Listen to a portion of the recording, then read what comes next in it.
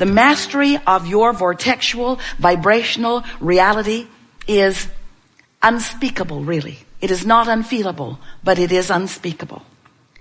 So, you've been hearing us talking about this vortex. We've been spinning in the air, offering this experience of a vortex. And today we are wanting to say to you that that vortex exists and your point of attraction has a relationship with it. In other words, if your vortex is spinning, as we say that it is, in this very high-flying, non-resistant frequency of success and well-being, then you must be in the vibrational vicinity of it in order for what's in it vibrationally to begin to manifest into your actual experience.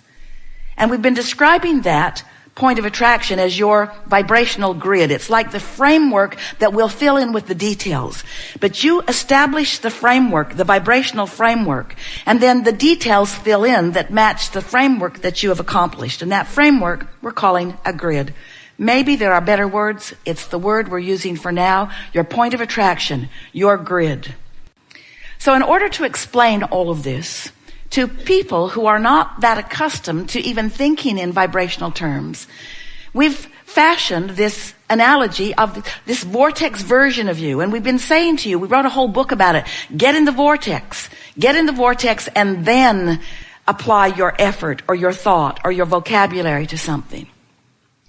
Today we're taking that vortex version into something that's easier for you to understand by reminding you that there is this high-flying vortex version of all that you want. But there's also a vortex version of what you don't want.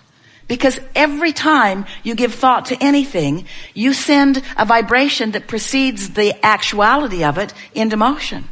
So there are all kinds of probabilities that you've set into motion.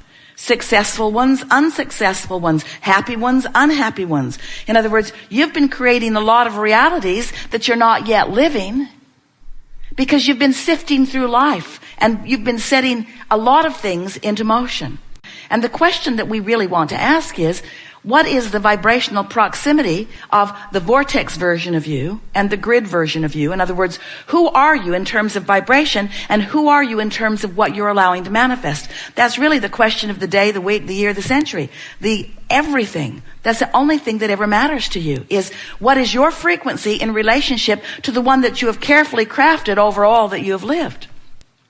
And the answer to that question lies within the emotions that you feel. The better you feel, the closer those frequencies are. The worse you feel, the more disparity there is between who you really are and what you've come to and what you're allowing yourself to be right now, this red hot minute. What is your point of attraction right now? A while ago, we wrote a book. And in the book, we described the emotional scale, where you might be depressed, you might be feeling fearful, you might be really discouraged, or you might be feeling love, you might be feeling appreciation, or something in between. You might be feeling overwhelmment or frustration. If you're feeling depressed, then revenge is a step in the right direction. If you're feeling revenge, then anger is a step in the right direction. But on this emotional scale, there are frequencies of greater and greater resistance. The worse you feel, the more resistance in the frequency, and the lower the frequency because of the resistance. So when we say to you that you have a very high flying frequency in your vibrational vortex, then that must make you understand that if you can achieve a consistent high flying frequency in your day-to-day offering of thoughts and words and behaviors, that with a little bit of practice you can get pretty good momentum going. And as that momentum becomes something that's so practiced that it's easy to keep going, then more and more you will be vibrating in sync with who you really are, so there will be little resistance or no resistance between who you really are and what you are wanting and where you're standing, so that you can receive the manifestations. You receive the inclinations. You receive the inspirations. You receive the impulses. You become a cooperative component in your own brilliant creation of life. And when you become a consistent cooperative component to the vortex that you've been creating, then the movement in your life experience is very exhilarating, because first of all, you feel good most of the time, and you have a leverage you have flowing through you this energy that creates worlds, and what you're accomplishing in terms of how it feels and in terms of how it is perceived by those around you is really magnificent. In other words, when you begin applying the leverage of this energy that creates worlds because you've tuned yourself into the frequency where it exists, then wonderful things begin happening for you. And it's not just the end result that we're excited about for you. It's a joyful journey along the way. So we want to call your attention now to this point of attraction, because this really is where all of your power is. You have the power right here and right now, and nobody else has that power for you. And you don't exercise it very well, but you're going to get better and better at it. You have the power right here and now to affect a vibration, to launch a vibration, to offer a vibration, to enact a vibration, to get a vibration going, to offer a vibration, to emit a vibration, to send a vibration, to send out a signal. You have the ability to do it right here, right now. So we're calling this your vibrational grid. It's like this is your vibration. You know how the frame of a house looks before the walls go up or even the roof goes on? It's a framework that will fill in with all of the textures and fabrics and details of your life. But it's a vibrational grid. That's where you stand. Right here. Right here. You stand here. Now we want to talk to you about what vibration or what emotion you are holding or maintaining or emitting while you're standing here in your powerful now. Are you elated? So the grid spins, and we want you to think of the grid as an emotional grid. So pure positive energy, elation, exhilaration, love, appreciation, high flying, good feeling. Ooh, high flying. Or there is depression, not so high flying. Or there is overwhelmment, not so low but not so high flying. In other words, all of the emotions that you know, they equal these sort of spinning grids, these points of attraction. And you've got different grids on different subjects. And you've sort of got a medium grid. You've sort of got the grid where you usually hang out. So we're going to drive you a little crazy because we're going to call it your grid. We're going to call it your high-flying disc. We're going to call it your spinning grid. We're using every word that we can find because we want you to begin to understand your point of attraction and what you're doing with it. And even more important, we want you to understand the vibrational grid that you're choosing and its relationship to this high-flying vortex that is you. In other words, you can't set your radio dial on 98 FM and hear what's being broadcast on 93 FM. The frequencies have to match up. So we want you to understand that your vortex, the vibrational version of you, all that you've become, it's that you that was you before you came into this body that's been expanding as a result of everything that you've been living in this body. This high-flying vortex that is you has a very high frequency that you got to find if what's in your vortex is going to flow into your reality so that you then can see it, hear it, smell it, taste, and touch it. In other words, you've got to get on the wavelength of it or you're not going to realize it. You're not going to have the actualization, the realization, the manifestation, the demonstration. All of those things, all of those words mean the same thing. You're not going to know it in that truest, physical, visceral, this is the way I'm living, this is who I be sense, unless you are a consistent vibrational match to it. Does that make sense to you? We want you to know that you create your reality by contouring your thoughts and that you don't do it all at once, but that you have a guidance system within you that will help you to do it.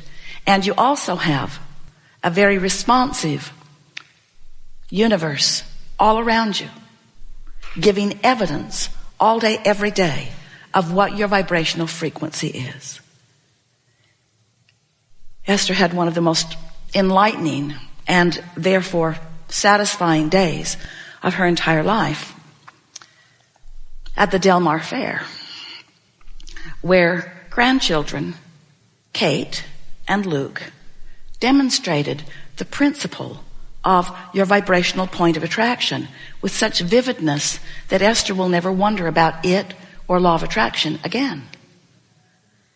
At the outset, almost the moment that they walked in the gate, Esther said, in her enthusiasm of the magnificent day that was going to unfold, because who doesn't want to be there with all of that?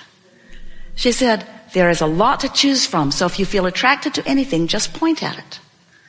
And right away, Luke said, I'm attracted to that. And it was a wheel. It wasn't a game. It was a sort of wheel. And so Luke spun the wheel and won free tacos. She wasn't very excited about. And then Kate spun the wheel and got something she really didn't want. A chance to win something at Knott's Berry Farm.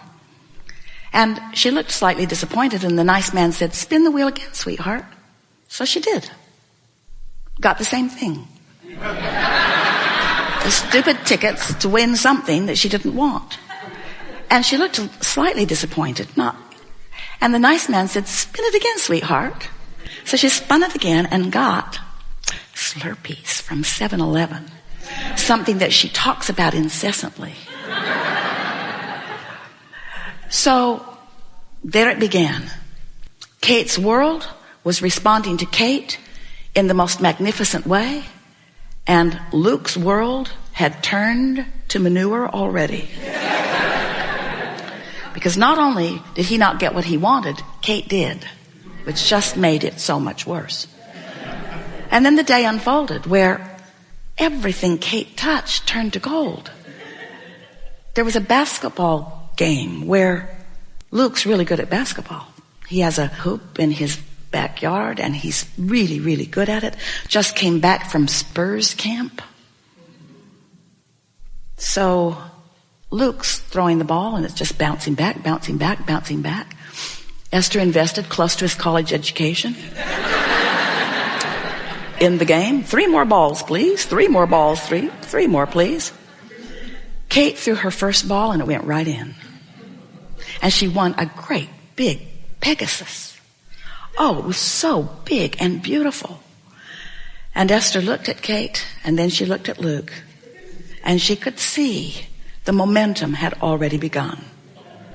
We won't tell you all of the details, but it was a remarkable day of Kate winning so much that they had to make a trip to the car to put it all in.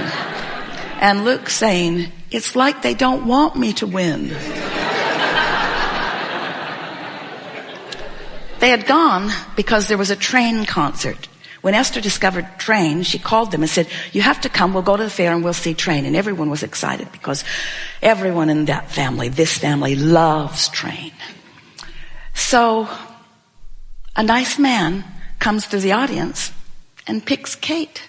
Would you like to go on stage with Train?